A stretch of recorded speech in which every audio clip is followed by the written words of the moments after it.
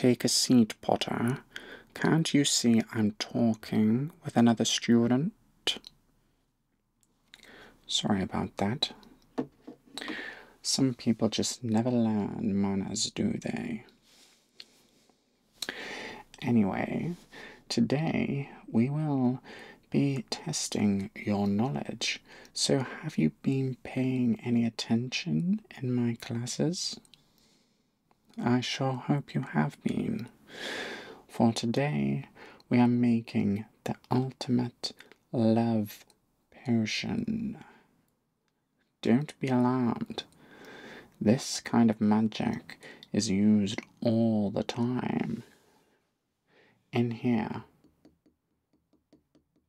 we have the processed heart juice of a unicorn. And in here, we have several ingredients to bring the potion alive. And once I've done this, I want you to carry this out in practice, okay? Have you got any questions? Okay, let's proceed then. This shall be where we make the potion, and after we've made it, you must not use it on any students. We had that happen 5 years ago, and that dirty little muggle who did that was kicked right out of this classroom forever. Understood? Okay, that's enough of the serious talk. I want this to be a calm and safe environment. Okay, right. So, we shall start off with one cashew nut. Now make sure this is a Brazilian cashew nut, otherwise it won't work. Okay, you know the difference between them, I'm sure. Okay, one Brazilian cashew nut. Then we need to leave it to sit for 30 seconds. This glass is magic, of course, and the infusions have to be dealt with carefully, okay? Listen.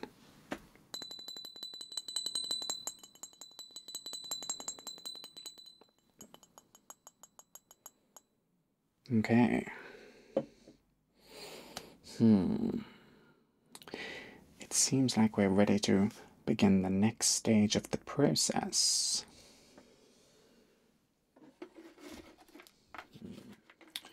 What do we have here then?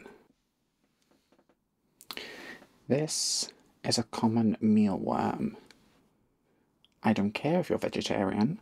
This is what is needed for the potion, okay? We need to break it in two.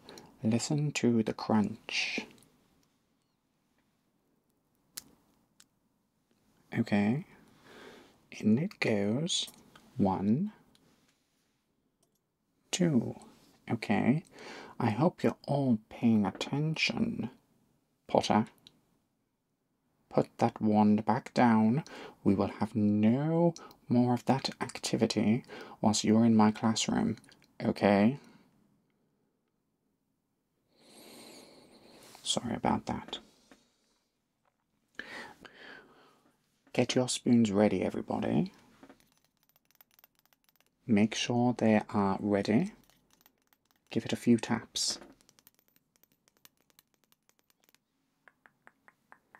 That seems just about processed, okay? We're going to take, listen up everybody, we are going to take the vaporized ash of a Death Eater. This is very important, so listen up. None of you, especially you, must take this and apply it anywhere to your skin or anywhere else on your body. It is very toxic until it is processed within the potion, okay? It's highly concentrated, and one drop on your skin will turn you into a frog forever, okay? We only need a little bit. Half a teaspoon should do it. Wait. There we go. Okay.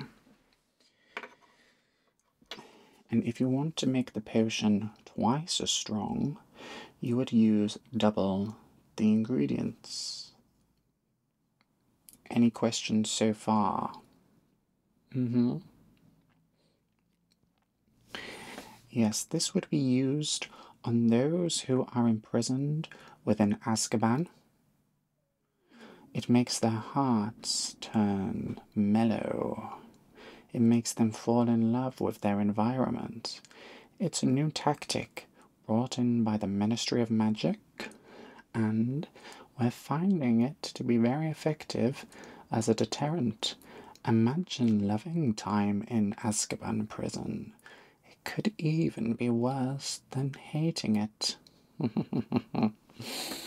So, the next step is to take the liquid that we discussed earlier, the processed heart of a unicorn. Now this is a very fizzy liquid, okay? Although not poisonous and actually very healing to those like amphibians, frogs and lizards alike. They love the sound of it, they love the smell of it, okay? No one's got any frogs in the classroom, have they? No?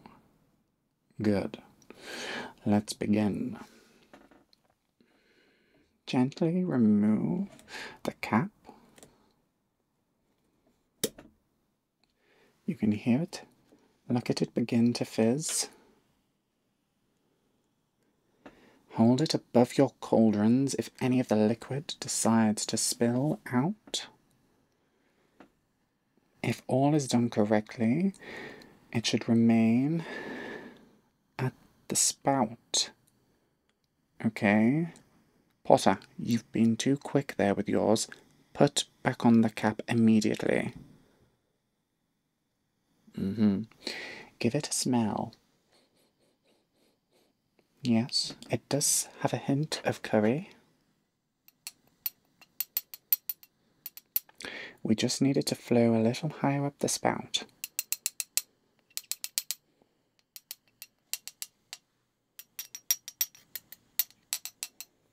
Okay. Now this is very important, so all of you listen up. And you. This has to be done very gently, okay? Very gently indeed. If we're not calm, if we're not collected, that is when things go wrong. You do this one drop at a time, okay? One drop at a time.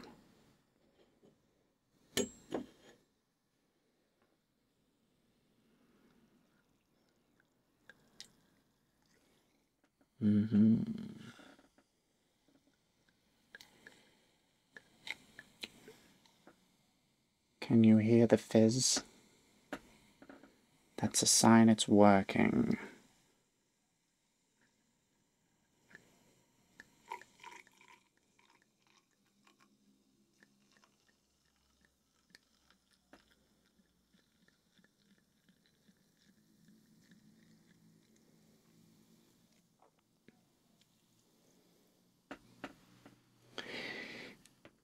And there we go.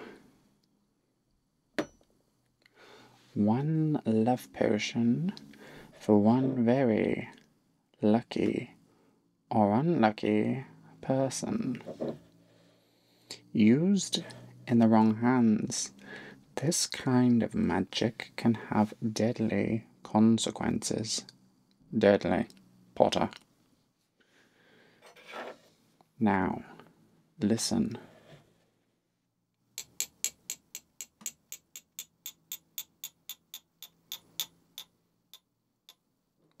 Notice the shrill sound as we move further down the glass.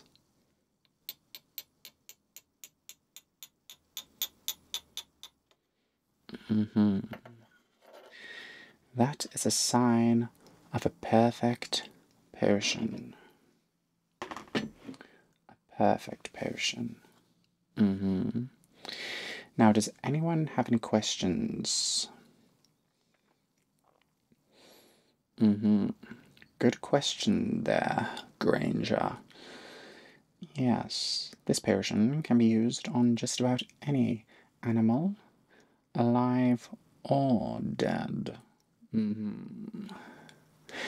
And it's been used for 10,000 wizard years. I don't want any muggles in this classroom to get frightened, but it can be used on you too. You'll notice that the mealworms will have likely risen to the top of your glasses.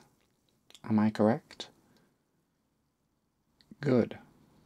It rose up to yours too? Great. That's perfect. Any more questions? That's a good question. Yes.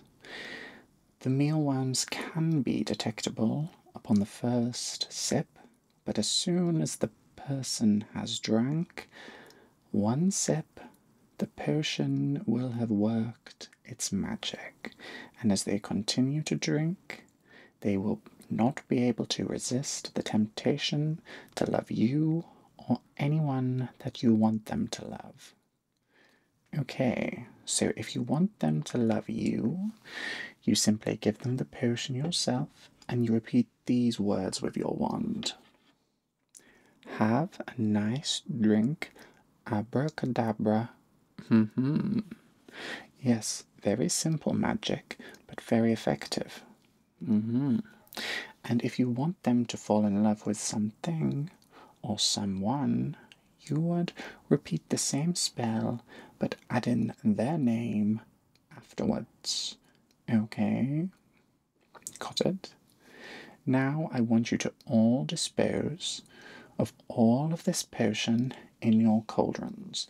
The acid in there will neutralize all of it within 1 second, okay? Any more questions before we move on to the next spell? Yes. Yes, you can make a hatred potion too, but we're not going to be doing that, Potter, until next year. That is a very advanced spell and potion, and it would not want to be created by someone as young as you, Potter. It's very, very, very important, but good question. Yes. After 30 minutes, the potion will no longer be effective, and all of your hard work will have gone to waste anyway. But as it's not been 30 seconds yet, we must pour the potion away into our cauldrons. Got it? So do it with me now, and listen to the sounds. They're very relaxing.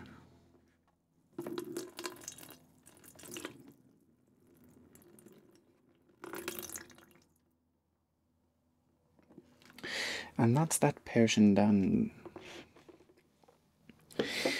But always remember, as one potion ends, another begins, okay? I hope you've all enjoyed this short session in my class, and I expect all of you to have a written thesis on this by next Monday. Potter, I said next Monday.